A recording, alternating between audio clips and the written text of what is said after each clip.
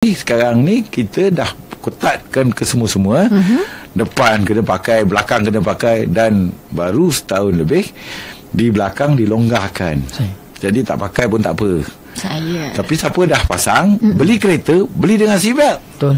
Jadi kalau ada, pakai untuk selamat. Gunakan. Sebab beli kereta tu mahal. Betul. Jadi pakai selebinggang tu. Kalau tak pakai, beli saja, terbang kot tingkap, jangan salahkan siapa. Yalah. Betul. Itu sebabnya pemanduan berteknikal memerlukan knowledge, yang mana dia mesti tahu SOFIC. Apa yang dipaham dengan SOFIC? SOFIC adalah child seat untuk diletakkan di atas bangku dengan selamat, di mana tali pinggang keselamatan akan digunakan untuk baby tersebut. Tapi bukan beli SOFIC punya child seat, beli yang biasa-biasa.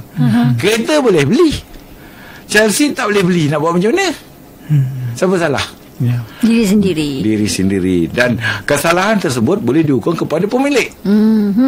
Pemilik kenderaan tersebut. Pemilik kenderaan. Sebab memasangkan SOP yang illegal, Tak betul. yang tak betul, yang salah. Tak boleh. Itu bagus satu.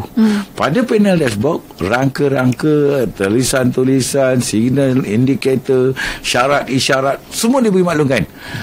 Perlu kita perhatikan. Siti memandu balik kampung, Syafiq memandu lagi jauh balik kampung. Bila hujan dia, ramai pemandu-pemandu negara kita akan pasang apa? Hazard light. Hazard light. Tepat sekali. Siti pasang tak? Tak. Syafiq pasang tak? Kadang-kadang pasang tu. Oh, tak boleh. Hazard light hanya untuk kecemasan, bukan untuk hari hujan. Hari hujan, bukan lampu betul saja. Bukan lampu saja, dah lampu cukup saja. Dah. Orang nampak kita jauh mana dah pun, lebat mana pun. Betul, tepat sekali. Bila you pasang hazard light, dia akan ada kelepan. Dia itu 25 kelepan pada 10 saat. Bila dia kelip, tak, orang belakang akan nampak apa pada cermin dia. Seolah-olah macam kita tu berhenti kan?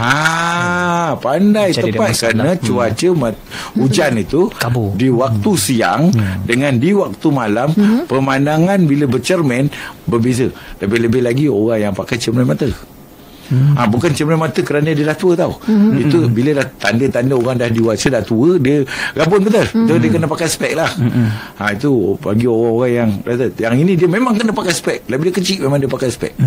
Sebab dia punya mata dia kan, ada yang lazy eyes, ada yang mata tu short distance, ada yang long distance, macam-macam lah.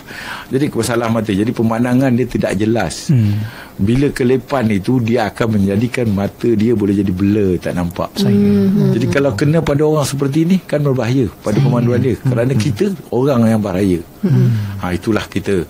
Jangan kita ambil ringan, ambil mudah, ambil senang perihal teknikal pemanduan. Ini amat penting.